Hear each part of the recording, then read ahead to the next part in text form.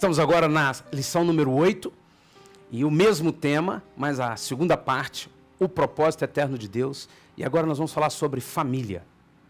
Vimos na lição passada que o propósito eterno de Deus começa nessa terra com Jesus pagando pelos meus pecados, pagando a minha dívida, pagando a sua dívida, me deixando livre para escolher entre o reino das trevas, que sempre se estabelece quando sou eu quem governo minha vida, e o reino de Deus, que sempre se estabelece quando, depois do novo nascimento, eu decido viver debaixo da autoridade da palavra, que é Jesus, do corpo, que é a igreja, que é o corpo de Cristo, e da cruz, que é a porta de entrada para a renúncia, para eu dizer não ao eu, à minha carne, ao pecado, ao mundo.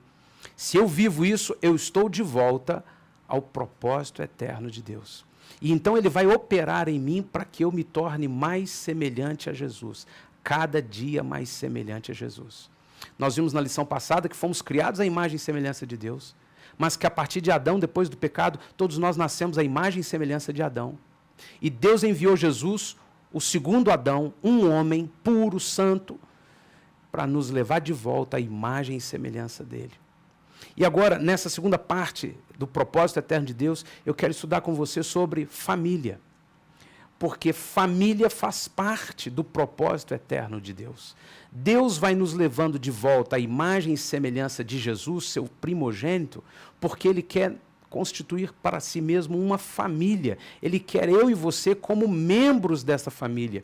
E nada mais simples, nada mais claro do que irmãos de uma mesma família que são parecidos, são semelhantes, têm características idênticas. Todas as pessoas de uma mesma família vão encontrar, seja no DNA, seja no rosto, no semblante, na voz, no jeito de viver, semelhanças.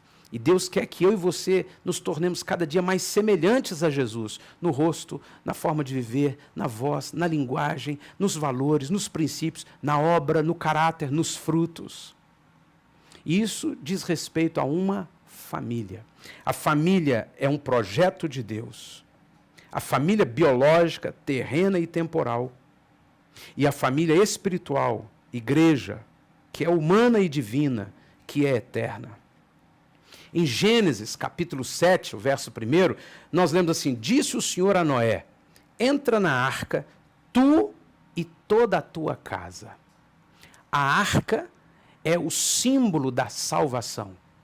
E foi a arca que salvou Noé e sua família do dilúvio. Que foi um fato real, não é uma lenda, foi um fato real na vida terrena, na história da humanidade. E que representa, anuncia, proclama a obra redentora de Cristo. Ele nos deu salvação, Ele nos livrou da perdição desse mundo. Isso está expresso em Noé e sua família. E é interessante que Deus fez o propósito de salvar Noé e toda a sua casa, toda a sua família. Esse é o propósito de Deus. No Novo Testamento ele é novamente declarado quando Paulo diz ao carcereiro: crê no Senhor Jesus Cristo e será salvo tu e a tua casa. Essa foi uma palavra de Paulo ao carcereiro, mas ela expressa um princípio do coração de Deus, um desejo do Senhor. Eu quero salvar famílias. Então eu e você podemos nos agarrar a essa promessa de dizer: Senhor, eu quero minha família salva. Eu quero minha vida familiar salva.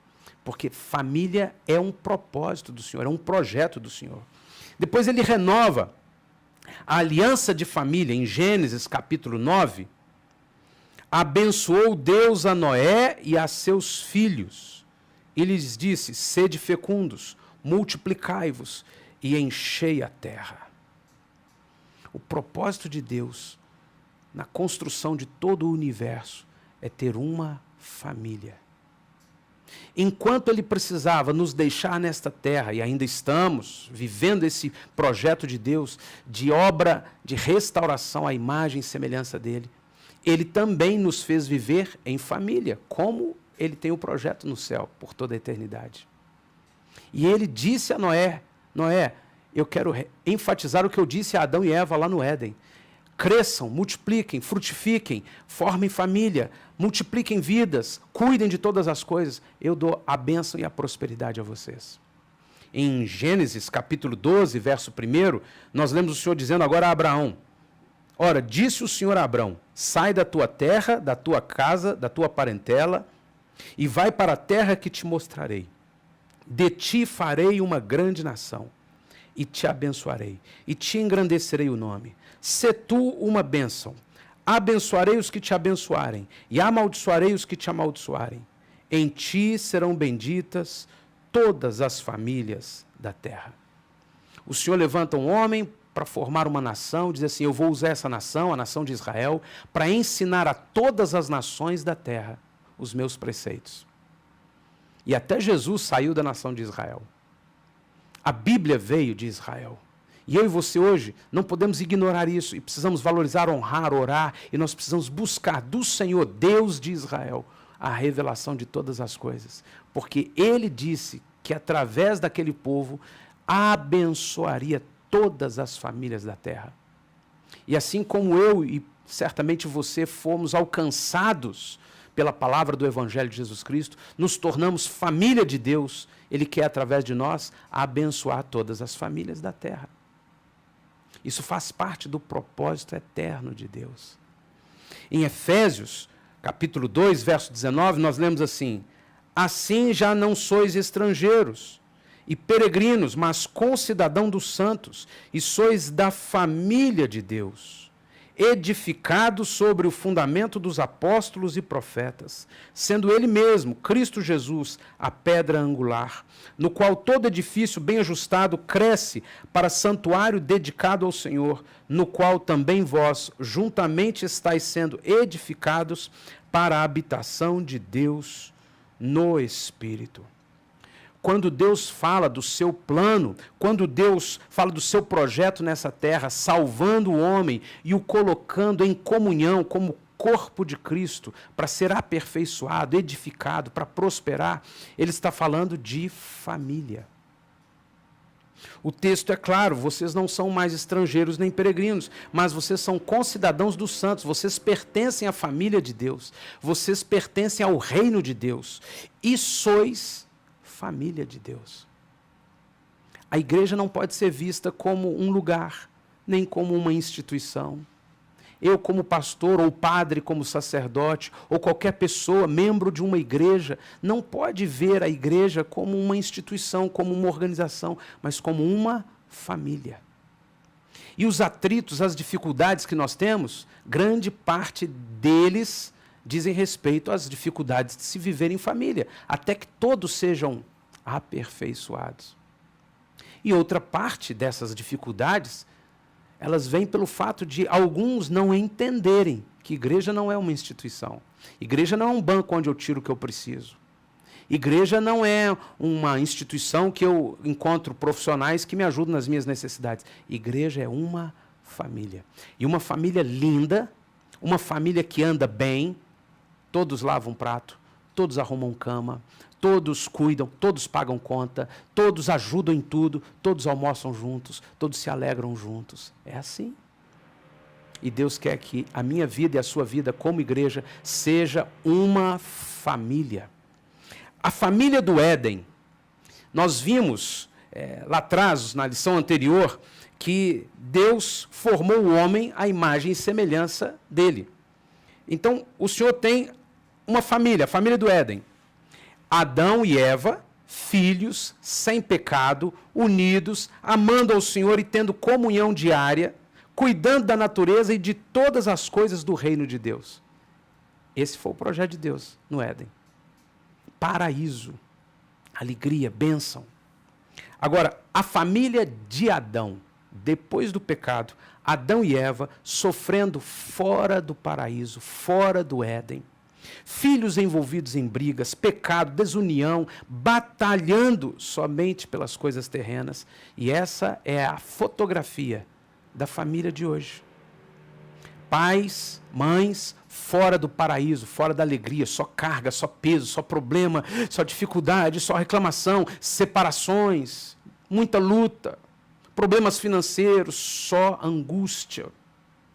Filhos tendo relacionamentos complicados, brigando, pai com filho, filho com mãe, é uma coisa difícil. Essa é a realidade da família hoje. Porque entrou o pecado gerou destruição, morte. A família do Senhor Jesus. A família do Senhor Jesus é a igreja, o corpo de Cristo. Irmãos lavados pelo sangue de Cristo, novas criaturas, caminhando em aliança para serem aperfeiçoados, restaurados à imagem de Jesus. Assim como nós vimos, Jesus, ou melhor dizendo, Deus nos criou a imagem e semelhança do seu Filho. A sua imagem e semelhança. O pecado veio e nos destruiu e agora nós nascemos à imagem e semelhança de Adão. Então vem Jesus de novo para nos restaurar a imagem e semelhança do Pai. É o que estamos vendo agora nessa lição. A família do Éden, a criação que Deus fez, algo lindo, maravilhoso. A família de Adão, deturpada pelo pecado. E agora Jesus vem e estabelece a igreja, o seu corpo, que tem como objetivo nos restaurar a imagem e semelhança dele, sermos todos uma família.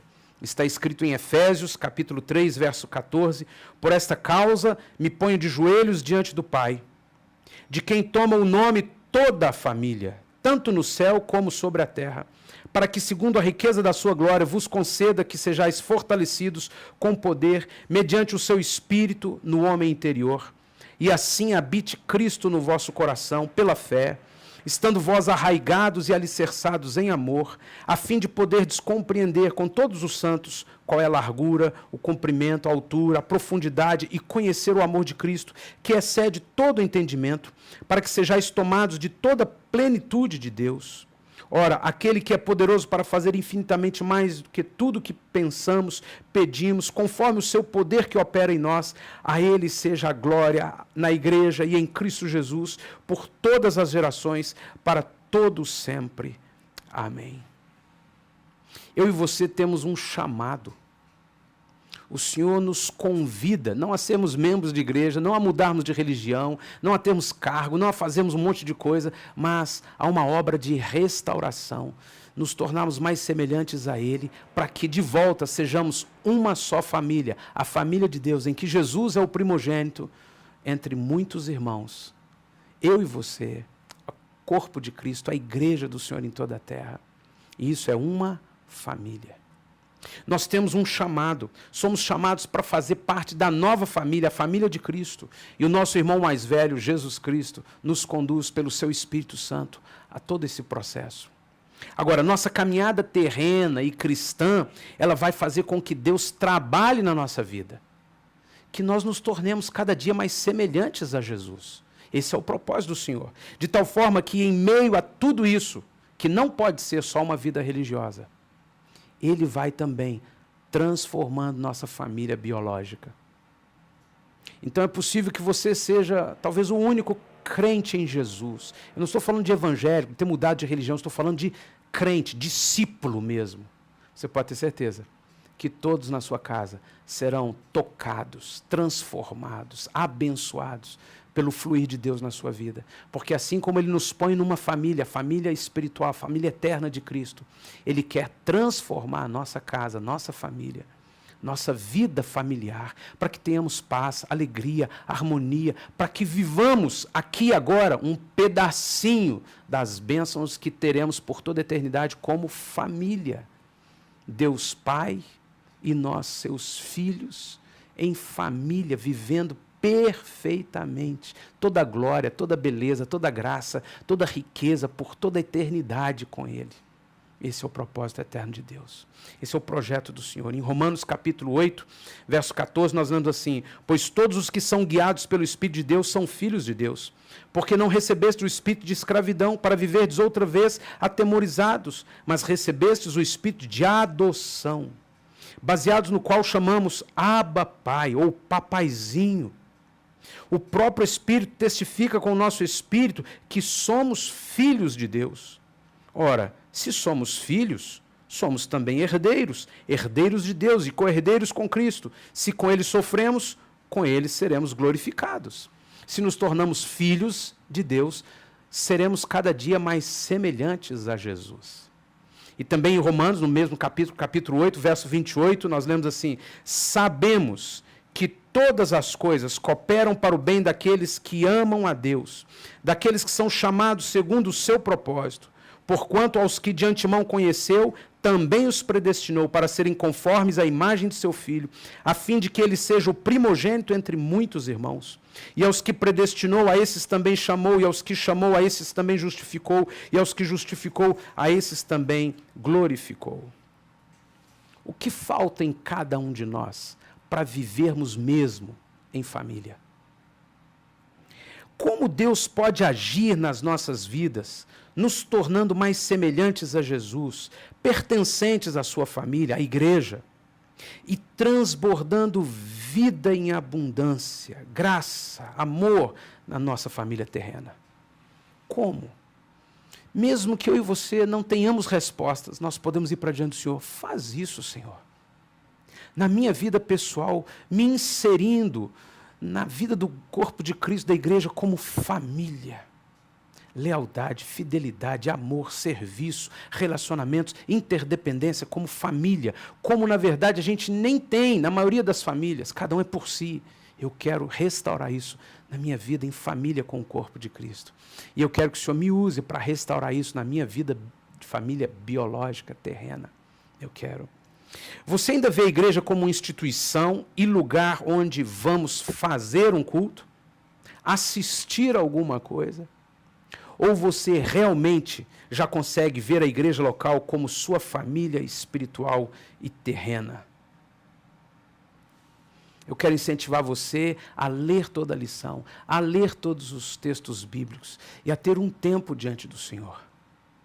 Separa um tempo de qualidade, assim como você se assenta lá no sofá e fica 1, 2, 3 horas assistindo televisão, separa um tempo nessa semana de qualidade. Fecha o quarto, vai para um lugar seguro, silencioso, tranquilo e se ajoelha e põe: Senhor, eu quero ficar aqui um tempo com o Senhor.